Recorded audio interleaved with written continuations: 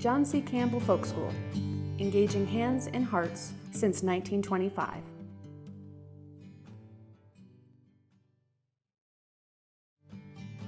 Welcome to Bob Grove's performance of A Christmas Carol by Charles Dickens.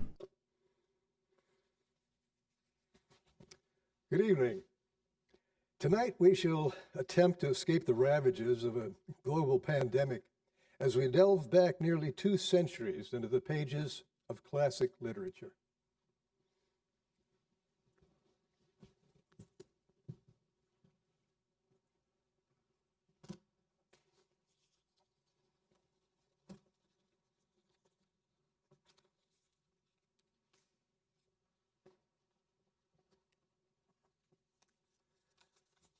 Next to Shakespeare, Charles Dickens is the most recognized writer's name in the Western world. His well-known lines, "It was the best of times, it was the worst of times," and "God bless us, everyone," are quoted more than any other author's lines. It was he who changed the traditional Happy Christmas to Merry Christmas. Dickens published some 15 major novels, but is best remembered for A Christmas Carol, which he wrote in just 6 weeks and self-published in 1843. Many of the characters in his critical commentary on Victorian England were modeled from his own family. His father was sentenced to debtor's prison, and Tiny Tim was his frail nephew who died of tuberculosis.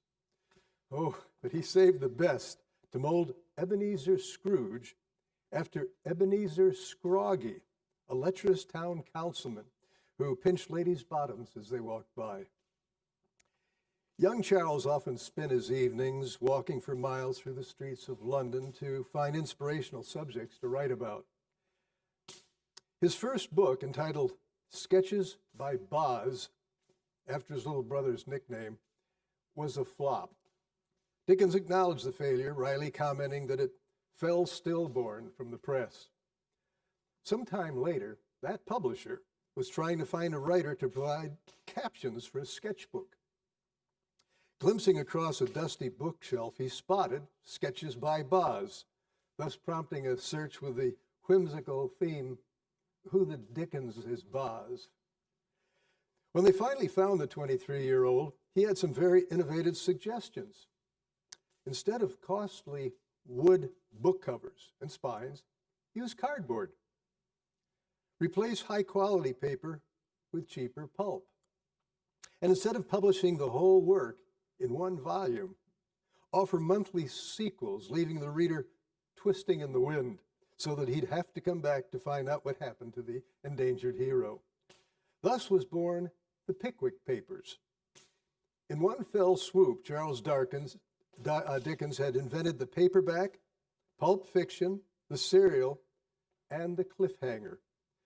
But that wasn't all. When his faithful readers returned for their last installment, there in front of them was a luxury-bound edition of the entire work. By now, their 19 monthly editions were merely a pile of paper. They just had to have this consummate volume on their bookshelf. But wait, there's more. Dickens assembled a team to go door to door, offering to buy back from his readers the original stack of paper, at a reduced price, of course.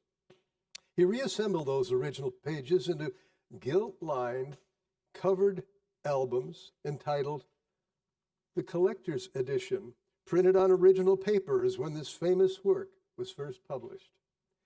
Yes, the folks had to have that too. Such was the remarkable career of Charles Dickens, a 19th century hack writer who became a publishing titan, earning millions of dollars as the only author in history to sell the same novel 3 times to the same readers.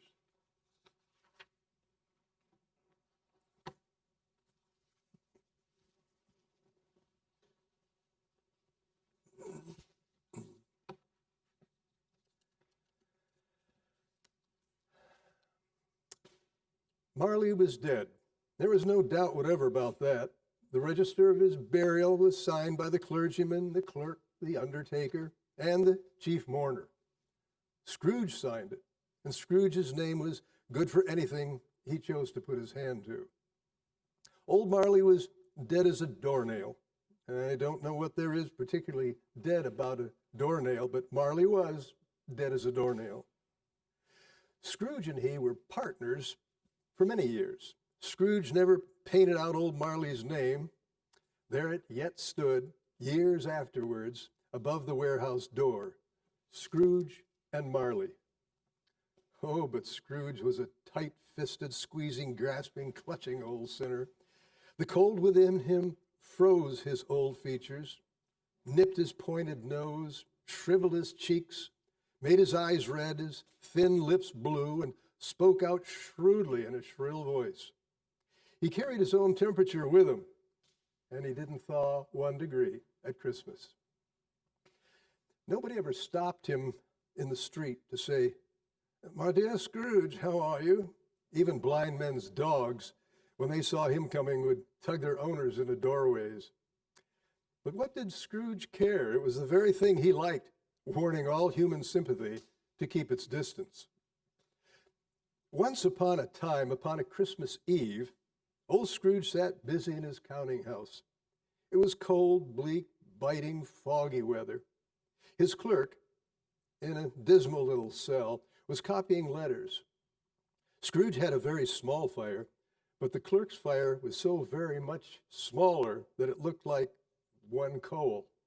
But Scrooge kept the coal box in his own room, and so the clerk put on his white comforter and tried to warm himself at the candle. "A Merry Christmas, Uncle. God save you," cried the cheerful voice of Scrooge's nephew. It was the first notice Scrooge had of his approach.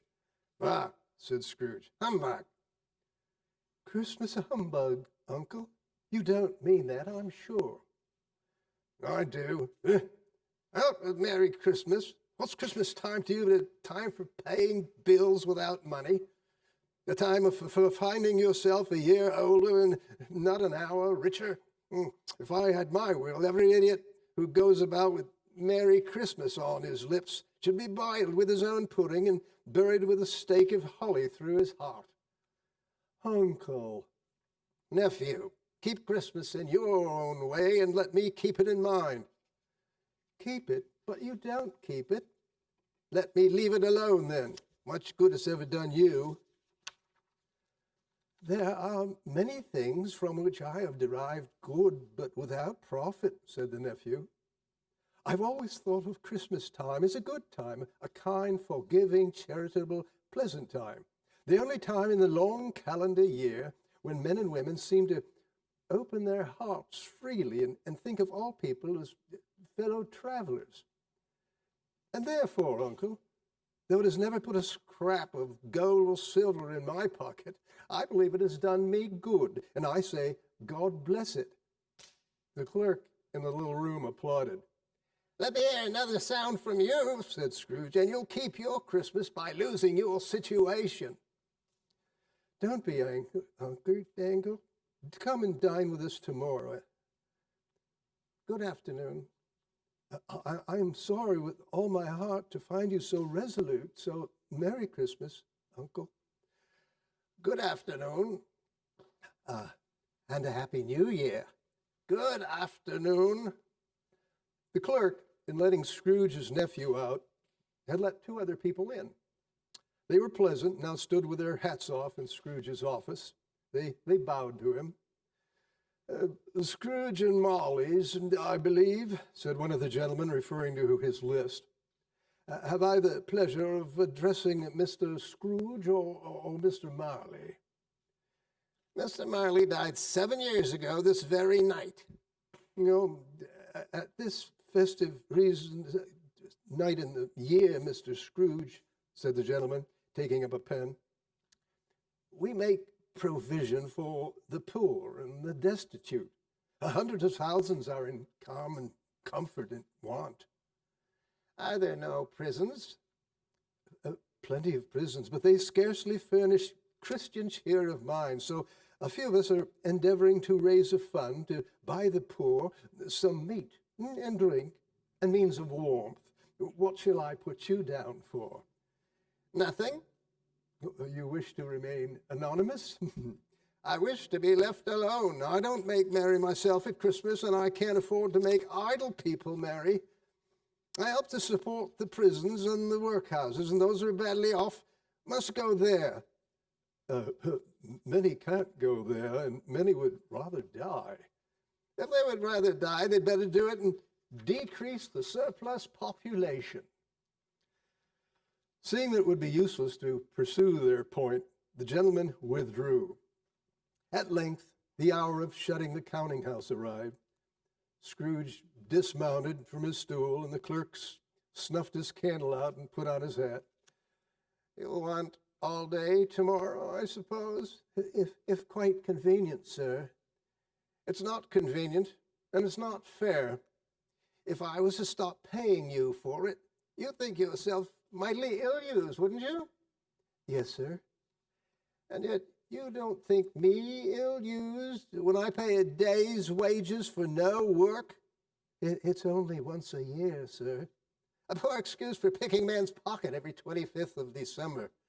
But if you must have the whole day, be here all the earlier the next morning. The clerk promised that he would, and Scrooge walked out with a growl. Scrooge took his melancholy dinner in his usual melancholy tavern, read all the newspapers, and went home. He lived in chambers which had once belonged to his deceased partner, a gloomy suite of rooms, and nobody lived in it but Scrooge.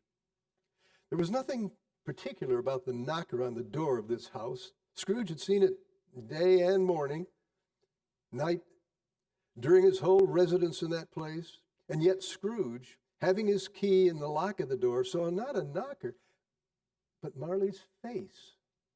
Scrooge said, "Pooh, pooh," and closed the door with a bang. The sound resounded through the house like thunder. Scrooge fastened the door and walked up the stairs slowly, trimming his candle as he went. Darkness is cheap, and Scrooge liked it. But before he shut his heavy door, he walked through his rooms to see that all was right. He had just enough recollection of the face to do that.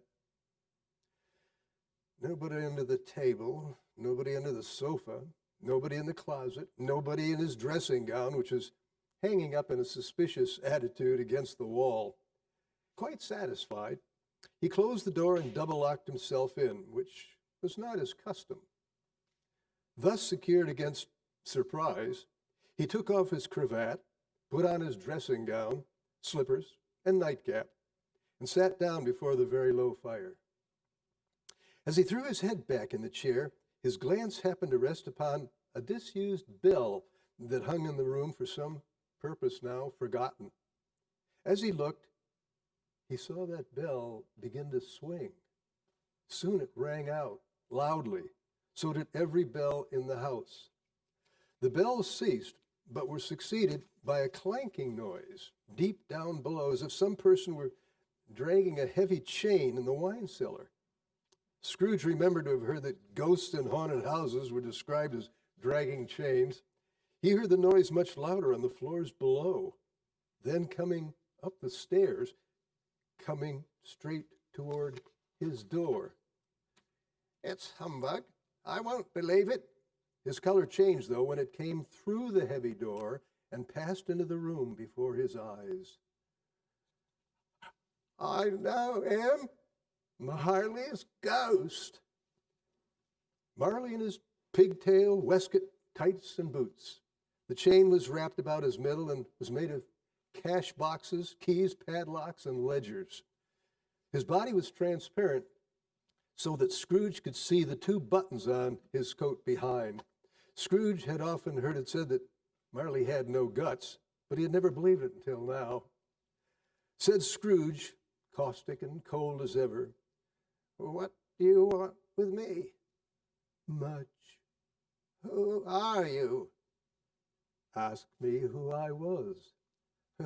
Who were you then?"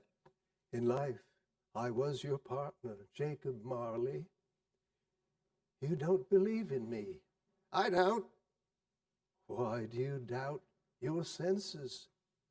"Because little things affect them. A slight disorder of the stomach, You may be an undigested bit of beef, a blot of mustard, a fragment of underdone potato. There's more gravy than grave about you, whatever you are. Scrooge was not in the habit of cracking jokes. He was trying to keep down his terror.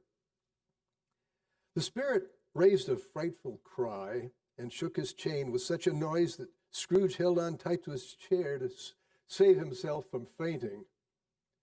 Much greater was his horror when this phantom, taking off the bandage round his head, his lower jaw dropped down upon his chest. "Mercy, dreadful apparition, why do you trouble me?" "Man of the worldly mind, do you believe me or not?" I do. I must, but why do spirits walk the earth? Why do they come to me?" "It is required of every man that the spirit within him should walk among his fellow men, and, if not in life, it is condemned to do so after death. I wear the chain I forged in life. I made it, link by link. Would you know the weight and length of the coil you bear yourself?" Scrooge glanced about the floor, expecting to find himself surrounded by some 50 or 60 fathoms of iron cable, but he could see nothing. The ghost continued, "I cannot rest. I cannot linger anywhere." 7 years, dead, and traveling all the time? You travel fast? "On the wings of the wind." "But you're always a good man of business, Jacob," faltered Scrooge. "Business," cried the ghost, wringing his hands again. "Mankind was my business. Charity, mercy, benevolence were all my business. The dealings of my trade were but a drop of water in the ocean of my business.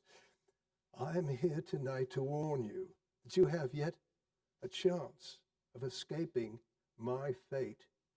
You will be haunted by 3 spirits. I think I'd rather not. Expect the first when the bell tolls 1.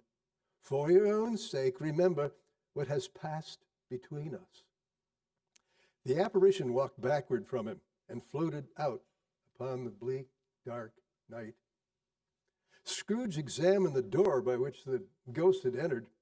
It was double locked as he had locked it with his own hands, and the bolts were undisturbed. Scrooge tried to say humbug, but stopped at the first syllable. From the emotion he had undergone and the lateness of the hour, he went straight to bed and fell asleep instantly. Scrooge awoke as the church clock rolled a deep, dull 1. Light flashed in the room, and the curtains of his bed were drawn aside by a strange figure, like an old man diminished to child's proportions. Its hair, which hung about its neck and down its back, was white with age. "Are you the spirit whose coming was foretold to me?" "I am the ghost of Christmas past." "Long past?" "No, your past. The things that you will see with me are shadows of things that have been. Rise and walk with me." It would have been in vain for Scrooge to plead that the weather and the hour were not adapted to pedestrian purposes, that he was clad but lightly in his slippers, dressing gown, and nightcap, and that he had a cold. The grasp was not to be resisted. They passed through the wall and stood upon an old country road. "Good heaven," said Scrooge, "I was a boy here." He was conscious of 1,000 odors floating in the air, each one connected with 1,000 thoughts and hopes, long, long forgotten. "You recollect the way?" inquired the spirit. "Remember it? I could walk it blindfolded." They walked along the road until a little market town appeared in the distance. Some shaggy ponies were now seen trotting toward them with boys on their backs in great spirits, shouting to each other. Scrooge knew and named every one of them. Why was he rejoiced beyond all bounds to see them? Why did his cold eyes glisten and his heart leap up as they went past? Why was he filled with gladness when he heard them give each other Merry Christmas? They left the high road and soon approached a large house, but one of broken fortunes. The walls were damp and mossy, the windows broken, the gates decayed. Entering the dreary hall and glancing through the doors, Scrooge could see a lonely boy reading near a fire. He sat down and wept to see his poor, forgotten self as he used to be. I wish, but it's too late now, Scrooge muttered after drying his eyes with his cuff. What is the matter? Asked the spirit. Nothing. There was a boy singing a Christmas carol at my door last night. I should like to have given him something, that's all. The ghost smiled, waved his hand, saying, Let us see another Christmas. They were now in the busy city at Christmas time. The ghost stopped at a warehouse door and asked if Scrooge knew it. Know it? I was apprentice here. They went in. At the sight of an old gentleman in a Welsh wig, Scrooge cried in excitement, Why, it's old Fezziwig. Bless his heart, it's Fezziwig. Alive again. Old Fezziwig laid down his pen and looked up at the clock, which pointed to the hour of 7. He rubbed his hands, adjusted his waistcoat, laughed, and called out in a rich, jovial voice, Yo-ho there, Ebenezer, Dick. Scrooge's former self, a young man, came briskly in, accompanied by his fellow apprentice. Dick Wilkins, to be sure, said Scrooge to the ghost. My old fellow apprentice, bless me, yes, there he is. He was very much attached to me. Poor Dick. Oh, dear, dear. Yo-ho, my boys, said Fezziwig. No more work tonight. Christmas Eve. Dick, Ebenezer, let's have the shutters up before a man can say Jack Robinson. Clear away, my lads, and let's have lots of room here. Every movable was packed off. The floor was swept and watered. The lamps were trimmed. Fuel was heaped upon the fire, and the warehouse was as bright as a ballroom. In came a fiddler with a music book and tuned like 50 stomach aches. In came Mrs. Fezziwig, one vast, substantial smile. In came the 3 Miss Fezziwigs, beaming and lovable. In came all the young men and women employed in the business, the housemaid, the baker, even the cook and the milkman. Away they all went, 20 couples at once, hands half round and back again the other way, down the middle and up again, round and round. There were more dances, and there was cake, cold roast, mince pies, plenty of beer. But when the fiddlers struck up Sir Roger de Coverley, old Fezziwig danced with Mrs. Fezziwig, as did 20 pairs of partners who would dance and had no notion of walking. When the clock struck 11, the ball broke up. Mr. and Mrs. Fezziwig took their stations on either side of the door, and shaking hands with every person individually as he or she went out, wished him or her a Merry Christmas. A small matter, said the ghost, to make these silly folks so full of gratitude. He has spent but a few pounds of your mortal money. Is that so much that he deserves such praise? What's the matter? Nothing particular. Something, I think. No, I should like to be able to say a word or two to my clerk just now, that's all. My time grows short, observed the spirit. Quick! Scrooge now saw himself a man in the prime of life. He sat by the side of a fair young girl in a black dress, in whose eyes were tears. "It matters little," she said softly to Scrooge's former self. "To you, very little. Another idol has displaced me, and if it can give comfort to you in time to come, as I would have tried to do, I have no cause to grieve." "What idol has displaced you?" "A golden one. I have seen your noble aspirations fall by one until the master passion, gain, engrosses you." "Even if I have grown so much wiser, what then? I'm not changed toward you." She shook her head. "Our contract is an old one, made when we were both poor and content to be so. You are changed. When it was made, you were another man." I was a boy." "That which promises happiness when we were one in heart is fraught with misery now. I have thought enough of this that I can release you."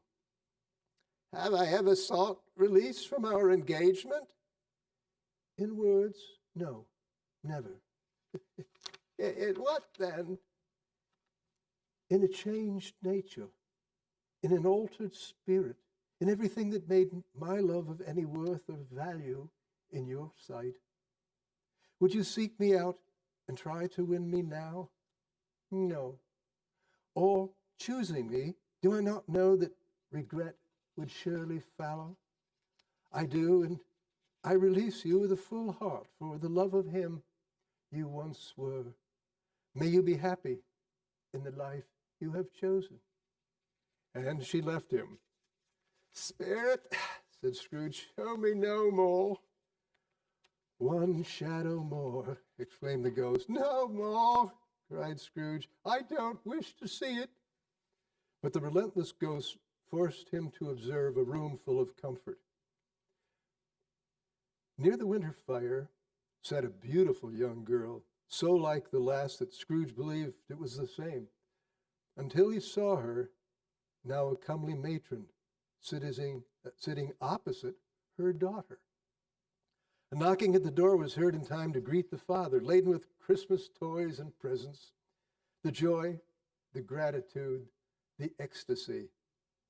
Scrooge looked on more attentively when the master of the house, having his daughter leaning fondly on him, sat down with her and her mother at his fireside.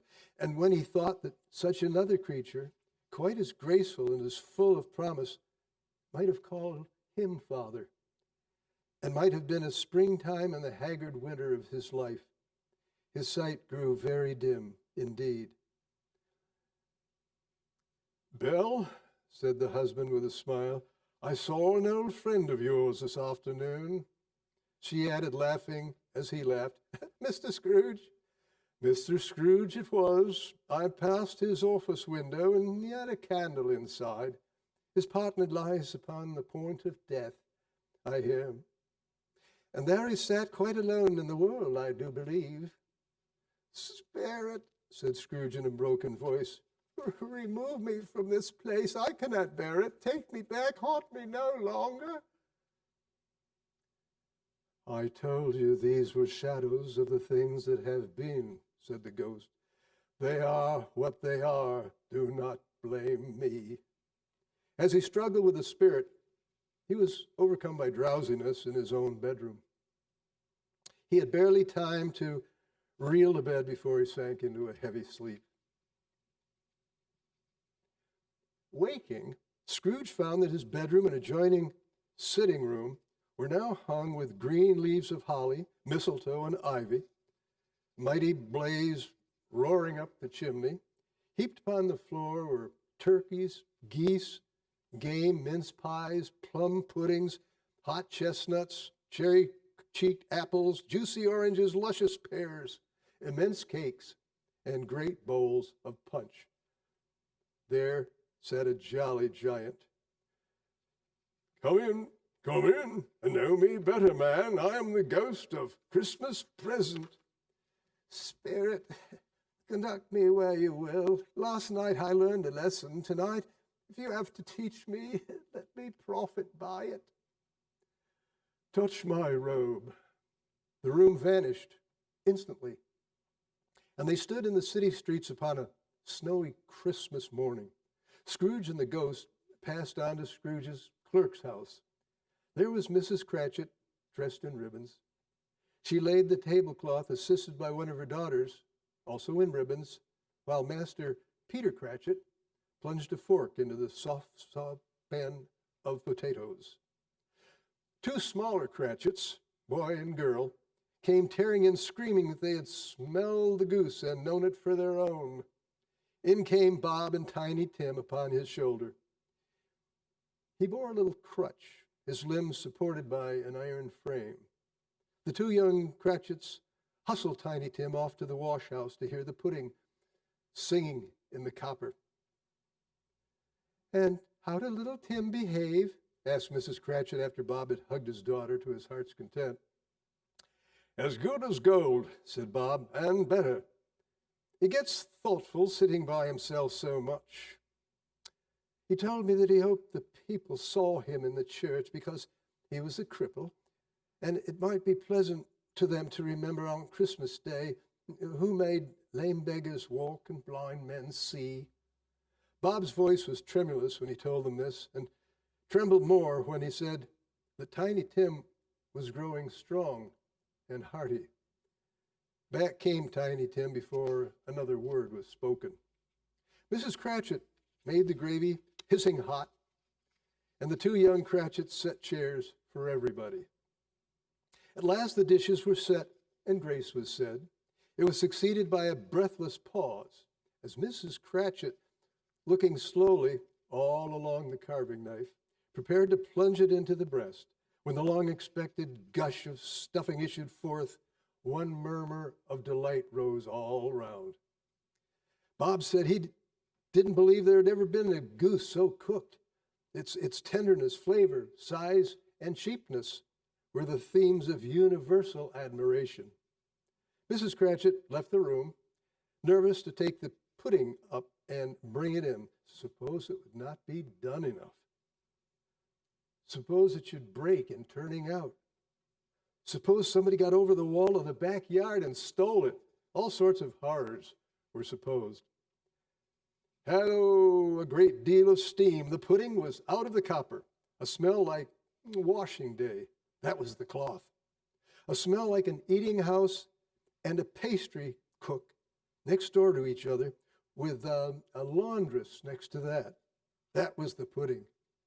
In half a minute, Mrs. Cratchit entered, flushed but smiling proudly with the pudding, like a speckled cannonball, so hard and firm, blazing of ignited brandy, and bedight with Christmas holly stuck to the top.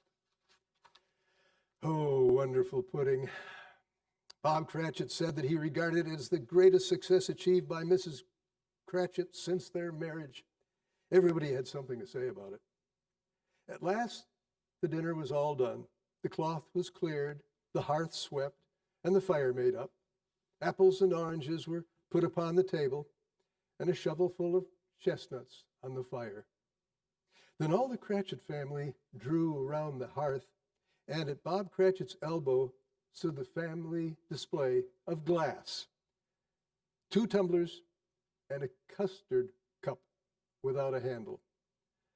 These held the hot stuff from the jug, however, as well as golden goblets would have done. And Bob served it out with beaming looks while the chestnuts on the fire sputtered and crackled noisily. Then Bob proposed, "A Merry Christmas to us all, my dear. God bless us." "God bless us, every one," said Tiny Tim. He sat very close to his father's side upon his little stool. Bob held his withered little hand in his. He loved the child and wished to keep him by his side, and dreaded that he might be taken from him. "Spirit," said Scrooge with an interest he had never felt before, "tell me if Tiny Tim will live." "I see a vacant seat replied the ghost, in a poor chimney corner, and a crutch without an owner. No, no, kind spirit, say he will be spared. If these shadows remain unaltered by the future, none will find him here. If he be like to die, he had better do it and decrease the surplus population. Scrooge hung his head to hear his own words quoted and was overcome with penitence and grief. Scrooge raised his head on hearing his name. Mr. Scrooge, said Bob, I give you Mr. Scrooge, the finder of the feast. The finder of the feast indeed, cried Mrs. Hatchett, reddening. I wish I had him here. I'd give him a piece of my mind to feast upon, and I hope he'd have a good appetite for it. My dear, said Bob, the children, Christmas Day. It should be Christmas Day, I am sure, said she, on which one drinks to the health of such an odious, stingy, hard, unfeeling man as Mr. Scrooge. You know he is, Robert. Nobody knows it better than you do, poor fellow. My dear, was Bob's mild answer, Christmas Day. I'll drink to his health for your sake and the day's, said Mrs. Cratchit, not for his.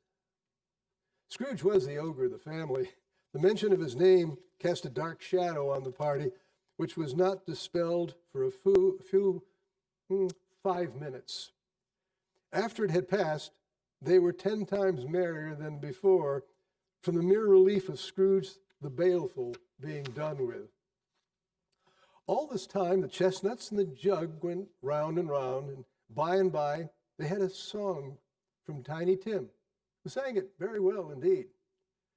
They were not a handsome family. They were not well dressed. Their clothes were scanty. But they were happy, grateful, pleased with one another, and contented. And when they faded, Scrooge had his eye on Tiny Tim until the last. It was a great surprise to Scrooge, as this scene vanished, to hear a hearty laugh. It was his nephew's in a gleaming room. There's nothing in the world so irresistibly contagious as laughter and good humor. He said that Christmas was a humbug as I live, cried Scrooge's nephew. He believed it too.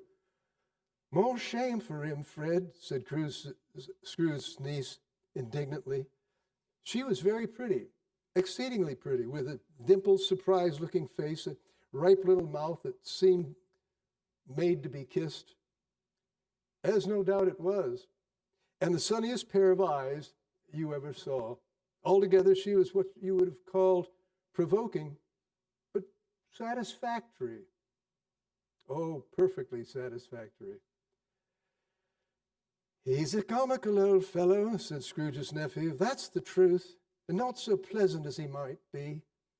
However, his offenses carry their own punishment, and I have nothing to say against him. Who suffers by his ill will? Himself, always. Here he takes it to his head to dislike us, and he won't come and dine with us. What's the consequence? What do you say, Topper? Topper clearly had his eye on one of Scrooge's nieces, for he answered that a bachelor was a wretched outcast who had no right to express an opinion on the subject. Scrooge's niece, the plump one with the lace tucker, not the one with the roses, blushed. After tea, there was a game called Blind Man's Buff, and I no longer believe Topper was really blinded than I believe he had eyes in his boots. The way he went after that plump sister in the lace tucker was an outrage, knocking down the fire irons, tumbling over the chairs. Wherever she went, he went. Next was a game called Yes and No, where Scrooge's nephew had to think of something and the rest might find out what. He only answering their questions, yes or no. He was thinking of an animal, a rather disagreeable animal, an animal that growled sometimes and talked sometimes and lived in London. and walked about the streets and was not a horse or a cow or a dog or a pig or a cat or a bear. At last the plump sister cried out, "I know what it is, Fred, I know what it is. It's your Uncle Scrooge," which it certainly was, though some objected the reply to, "Is it a bear?" should have been yes. But the whole scene passed, and Scrooge and the spirit were again on their travels. Much they saw and far they went. Suddenly, in an open place, the bell struck 12. Scrooge looked for the ghost and saw it no more. At the last stroke, he lifted his eyes and beheld a solemn phantom, draped and hooded, coming like a mist along the ground toward him. The phantom slowly, gravely, silently approached. Scrooge bent down upon his knee, for the air through which this spirit moved seemed to scatter gloom and mystery. It was shrouded in a deep black garment which concealed its head, its face, its form, and left nothing of it visible save one outstretched hand. Am I in the presence of the ghost of Christmas yet to come? Ghost of the future, I fear you more than any specter I have seen. But as I know your purpose is to do me good, as I hope to live to be another man from what I was, I am prepared for your company with a thankful heart. Lead on, spirit. The city seemed to spring up about them. The spirit stopped beside one little knot of businessmen. The hand pointed to them, so Scrooge advanced to listen to their talk. "No," said a great fat man with a monstrous chin. "I don't know much about it either way. I only know he's dead." "When did he die?" inquired another. Last night, I believe." "Why, what was the matter with him? I thought he'd never die." "God knows," said the first with a yawn. "What has he done with his money?" asked a red-faced gentleman. "I haven't heard," said the man with a large chin. "Company, perhaps. He hasn't left it to me, that's all I know." Scrooge was surprised that the spirit should attach importance to a conversation so trivial. It could scarcely have any bearing on the death of his old partner, for that was past, and this ghost province was the future. He looked about for his own image, but he saw no likeness of himself among the multitudes. They left this busy scene and went into an obscure part of town to a low shop where iron, old rags, bottles, and bones were bought. A gray-haired rascal sat smoking his pipe as a woman with a heavy bundle slunk into the shop. "What have you got to sell?" "Half a minute's patience, Joe, and you shall see. Who's the worse for the loss of a few things like these? Not a dead man, I suppose. If he wanted to keep him after he was dead, the wicked old screw, why wasn't it natural in his lifetime? If he had been, he'd have had somebody to look after him after he was stuffed with dead, instead of lying gasping there alone by himself. Open that bundle, old Joe, and let me know the value of it." Joe opened the bundle, dragged out a large, heavy roll. "Bed curtains?" "Ah, bed curtains. Don't drop that oil upon the blankets now." "His blankets? Who else's, do you think? He isn't likely to take cold without him, I dare say. You may look through that shirt until your eyes ache, but you won't find a hole in it, nor a threadbare place. It's the best he had, and a fine one, too. They'd have wasted it by dressing him up in it if it hadn't been for me." Scrooge listened to this dialogue in horror. "Spirit, the case of this unhappy man might be my own. My life tends that way now. Merciful heavens, what is this?" The scene had changed, and he almost touched a bare, uncurtained bed. On it, unwatched and uncared for, was the body of this plundered unknown man. The phantom's steady hand was pointed to the head. The cover was adjusted so that the slightest motion on Scrooge's part would have disclosed the face. He thought of it, felt how easy it would be to do, and longed to do it, to remove the veil. I understand you, Scrooge returned, and I would do it if I could, but I have not the power. Spirit, if there's any person in the town who feels emotion by this man's death, show that person to me, I beseech you. The phantom spread its dark road before him and, withdrawing it, revealed a room with a mother and her children. She was anxiously expecting someone. At length, a knock was heard, and she hurried to the door to meet her husband, whose face was careworn and depressed. "Is it good or bad?" she said. "Bad," he answered. "We are quite ruined?" No, there is hope, Caroline."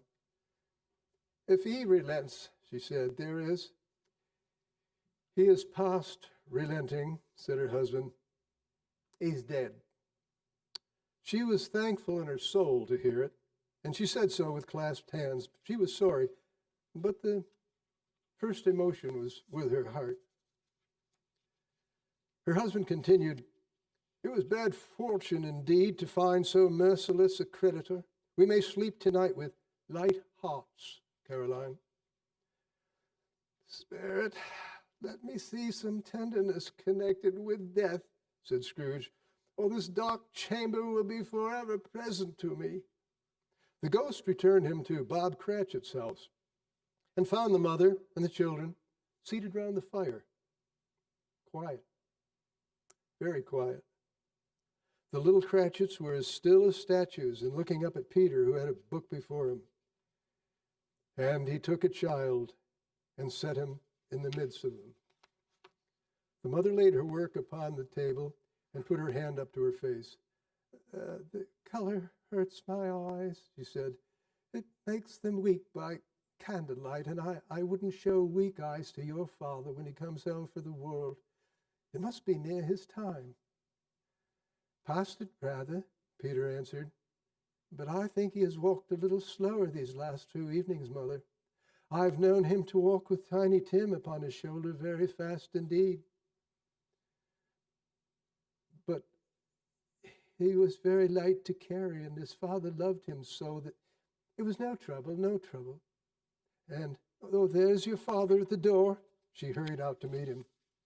His tea was ready for him, and the 2 young Cratchits got upon his knees and laid each child a little cheek against his face, as if to say, "Don't be grieved." Bob was very cheerful with them. He looked at the work upon the table and praised Mrs. Cratchit and the girls. They would be done long before Sunday, he said. "Sunday? You went today, then, Robert?" "Yes, my dear," returned Bob. "I wish you could have gone. It would have done you good to see how green a place it is. But you'll see it often, my little child." He broke down all at once. He couldn't help it. "Spectre," said Scrooge, "tell me who that man was with the covered face, whom we saw lying dead."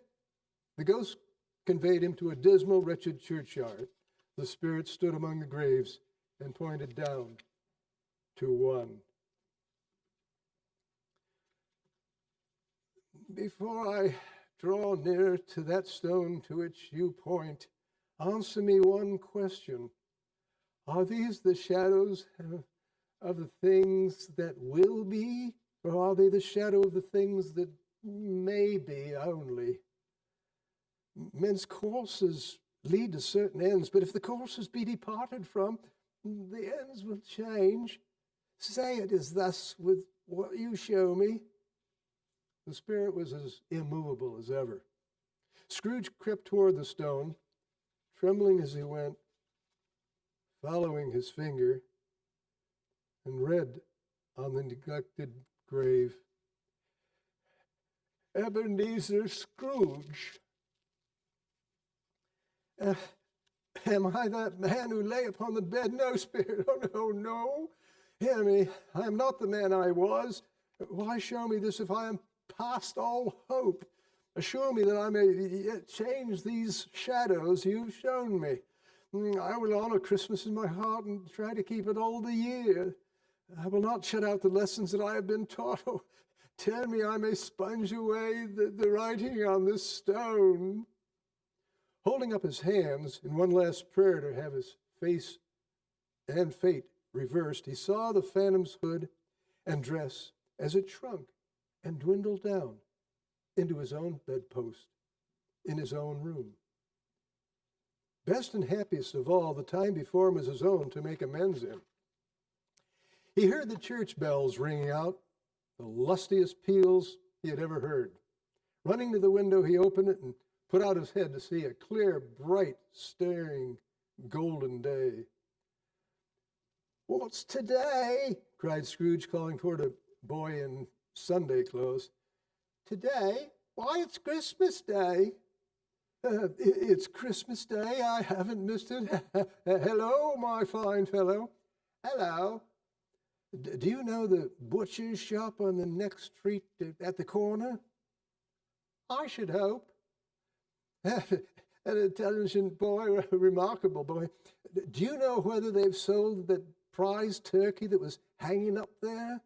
Not the little prize turkey, the big one. What? The one big as me? What a delightful boy. It's a pleasure to talk to him. Yes, me buck. It's hanging there now. It is? Go and buy it. What? Exclaimed the boy. Go and buy it and tell him to bring it here, that I may give them the direction where to get it. Come back with the man and I'll give you a shilling.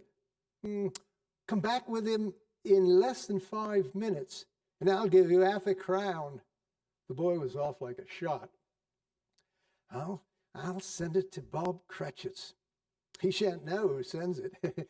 It's twice the size of Tiny Tim. It was a turkey. He never could have stood upon his legs, that bird. He would have snapped them off like sticks of sealing wax. Scrooge dressed himself in his best and got out into the streets. The people were pouring forth, and Scrooge regarded everyone with a delighted smile. He looked so irresistibly pleasant that 3 or 4 good-humored fellows said, "Good morning, sir. A Merry Christmas to you." And Scrooge said often afterwards that of all the blithe sounds he had ever heard, these were the blithest in his ears. He had not gone far when, coming toward him, was the gentleman who had walked into his counting house the day before and said, Scrooge and Marley's, I believe.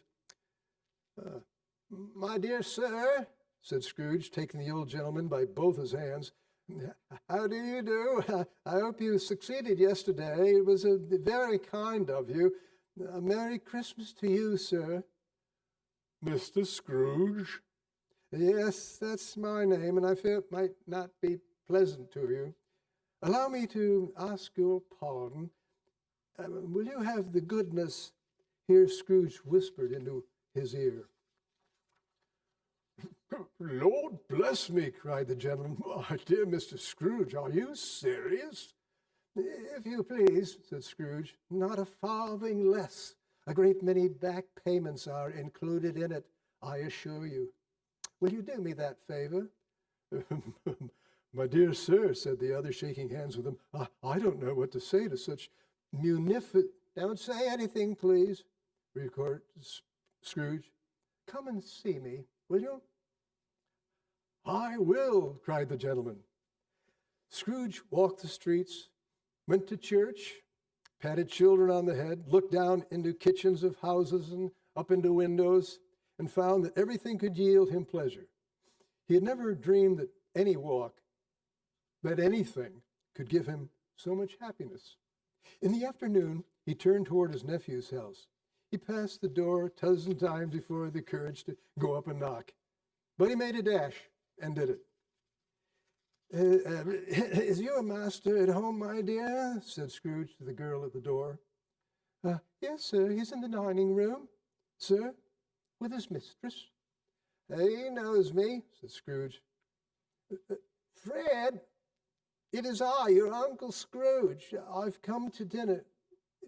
Will you let me in, Fred? Let him in. It's a mercy he didn't shake his arm off. He was home in 5 minutes. Wonderful party, wonderful games, wonderful happiness. But he was early at the office next morning. Oh, he was early there. If he could only catch Bob Cratchit coming in late. That was the thing he had set his heart upon. And he did it. The clock struck 9. No Bob. 1:15. No Bob. Bob was a full 18 and a half minutes behind. Scrooge sat with his door wide open that he might be able to see him come in. Bob's hat was off before he opened the door. He was on his stool in a jiffy, driving away with his pen as if he was trying to overtake 9 o'clock. "Hello," growled Scrooge in his accustomed voice, as near as he could feign. "What do you mean by coming in here this time of day?" "I'm very sorry, sir. I am behind my time."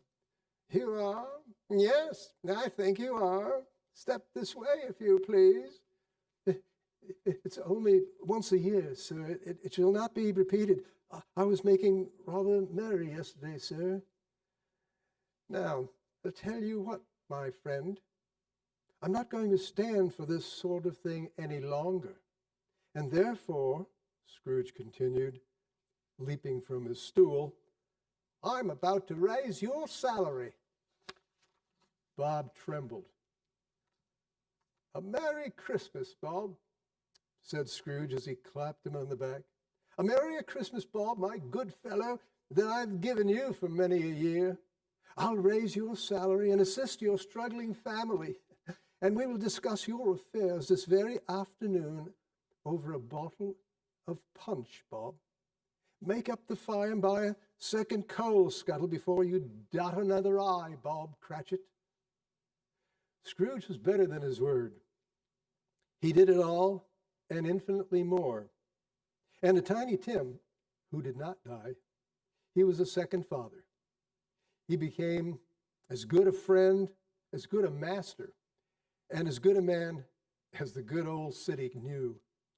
He had no further discourse with spirits, and it was always said of him that he knew how to keep Christmas well. May that be truly said of all of us. And so, as Tiny Tim observed, God bless us, everyone.